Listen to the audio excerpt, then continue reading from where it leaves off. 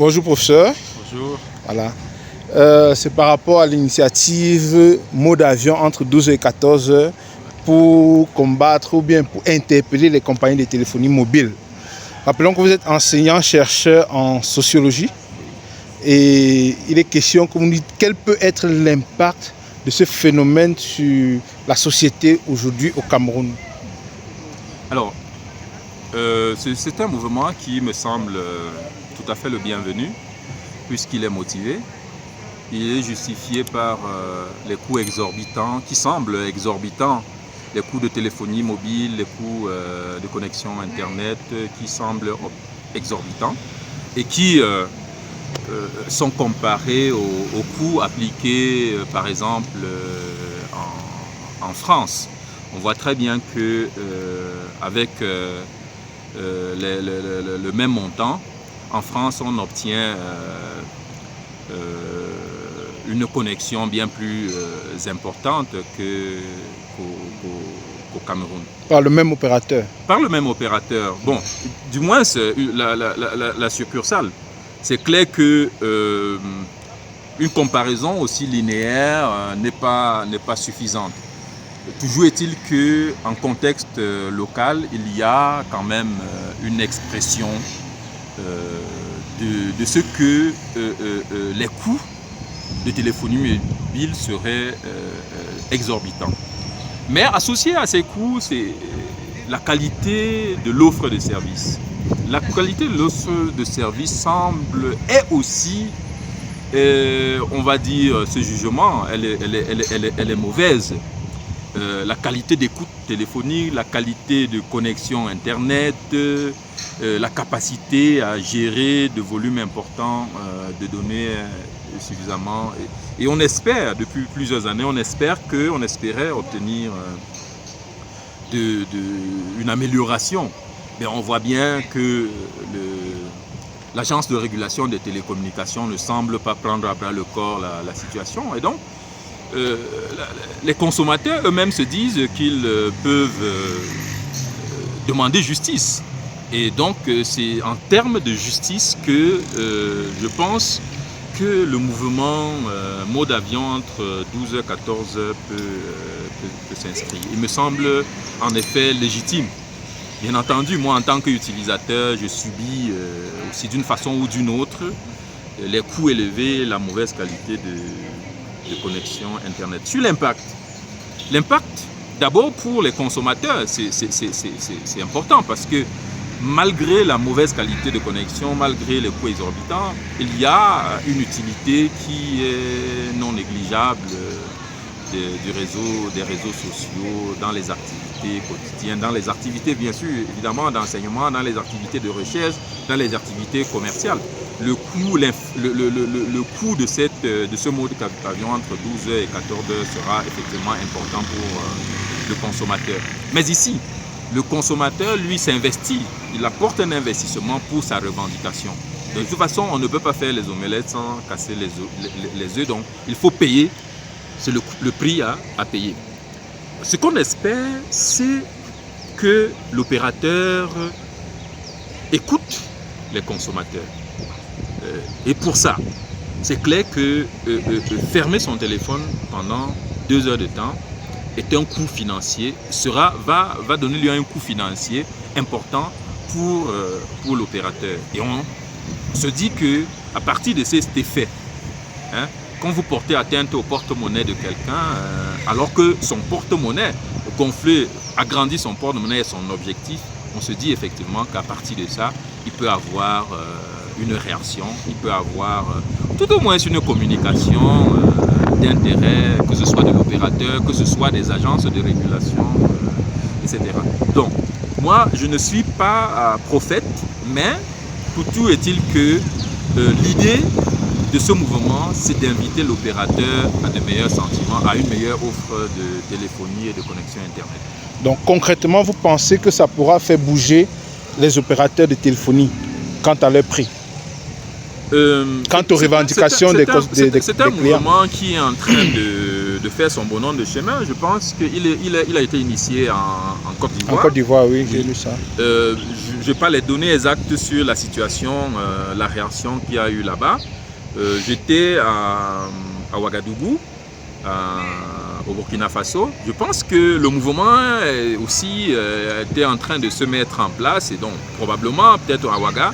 À Cotonou aussi, il y avait quelques bon, Cotonou, c'est bon, les gens se plaignent des coûts, mais je pense que l'opérateur Orange ne se trouve pas à Cotonou. Mais surtout à Ouaga, il y a eu les gens.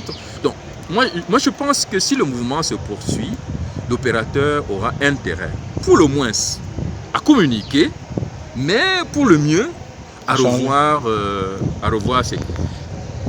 Quelqu'un que j'ai interviewé avant vous posait un problème de l'adhérence des Camerounais à une telle pratique commune. Oui. Est-ce que vous pensez que c'est un problème? Parce que quand on l'a lancé sur les réseaux sociaux, visiblement tout le monde n'a pas adhéré. Depuis, je regarde, depuis, les gens sont en train d'utiliser le téléphone. Certains ont posé le problème de business. C'est avec le téléphone qu'ils font leur business. Ils ne sont pas prêts à perdre quelques heures de leur argent. Est-ce que vous pensez que c'est un problème véritable, l'adhésion au mouvement commun?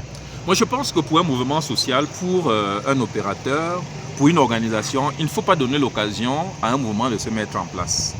Le mouvement va se structurer, va se restructurer, va trouver des moments de faiblesse. Il risquera de trouver des moyens de moments de force.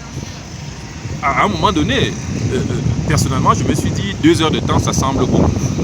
Pour des gens dont l'outil Internet ou bien la téléphonie constitue le capital d'investissement, ainsi de suite, ils seront lassés, etc.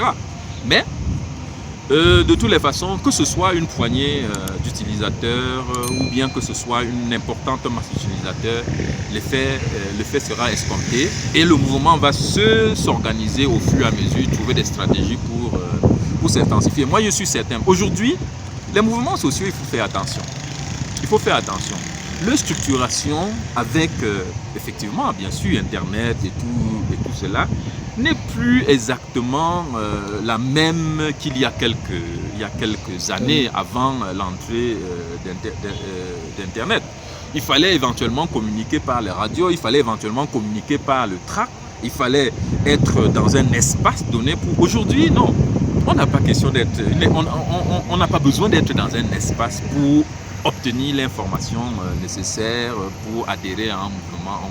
Le ras-le-bol est personnel, il n'est pas organisationnel. Et donc les mouvements se mettent en place de façon étoilée, c'est-à-dire que c'est à partir des individus, des uns et des autres, que les gens se mobilisent. Chacun exprime son ras-le-bol de son rapport avec avec l'opérateur, son opérateur de téléphonie. Il gère son contrat avec son opérateur de téléphonie. Il n'a pas forcément besoin a priori, de l'adhésion des uns et des autres. Mais toujours est-il que ce soit un ou deux ou plusieurs, que ce soit 1%, ou 10, ou 30, ou 40, ou 90%, il y aura un effet vis-à-vis de l'opérateur et ce sera la rentabilité et le retour financier qui va constituer une pression. Je veux même dire qu'il y a une dimension politique qu'il faut redouter. Il y a une dimension politique qu'il faut redouter. Et ça peut constituer la crispation du mouvement. C'est-à-dire que il y a une dimension pédagogique de ce mouvement. Si on arrive à obtenir de l'opérateur qu'il modifie, qu'il donne quelque chose de façon pédagogique, la population comprendra qu'elle peut aussi exiger d'autres entités, beaucoup plus redoutables. Par exemple, l'État, n'est-ce pas? Les structures de domination, les structures hégémoniques, l'État, les industriels. Si on obtient des industriels, on peut obtenir aussi de l'État. Donc, il faut savoir qu'un tel mouvement va ouvrir, va donner, est surveillé, quoi. Vous voyez, tel mouvement est surveillé par plusieurs structures mises en place. Ne vous étonnez pas que ce soit le ministère de la Communication ou bien, je vais dire, le ministère des Télécommunications, des Postes et Télécommunications qui prennent la parole pour justifier, pour communiquer, pour ainsi de suite. Donc, il y a une dimension forcément politique qui va rentrer en jeu et qui serait amené, qui peut d'une façon ou d'une autre influencer le mouvement, les résultats attendus du mouvement. Mais ce qui est souhaitable, c'est que l'État se mette du côté des consommateurs. Parce qu'a priori, il est le régulateur, il doit écouter ce que les populations disent, mais aussi l'État peut profiter de ça pour redorer son blason vis-à-vis de la population, pour dire, ben, écoutez, effectivement, la population se plaint et donc on se met du côté de la population pour exiger de l'opérateur un assouplissement des coûts, une amélioration de la qualité du service.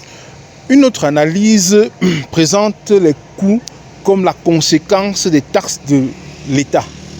Est-ce que concrètement ça peut faire que l'État réduise aussi ses coûts pour permettre aux entreprises de donner une meilleure qualité de service et qualité-prix en tout cas aux consommateurs? Je ne suis pas un analyste économique pointu, mais je suis tout de même consommateur. Si vous avez une meilleure qualité de prestation, on peut surseoir les coûts. On peut surseoir sur les coûts. On peut laisser passer les coûts. Mais ici, on a deux choses. On a les coûts qui sont exorbitants. On a la qualité de du service qui est mauvaise. Vous voyez? Donc, il ne faut pas détacher l'un des éléments de l'autre. Les coûts sont exorbitants. La qualité de service est mauvaise. Donc, on paye 2 fois plus qu'il n'en faut, puisque j'accepte de payer pour un service que je ne consomme pas. Ouais. Donc, dans ce sens, je pense qu'on est en droit de revendiquer et d'exiger que... Voilà. Merci, professeur. Rappelons que vous êtes professeur Méli, enseignant-chercheur en sociologie à l'Université de Tchad. Oui. Merci beaucoup pour cette interview. Merci pour ce temps.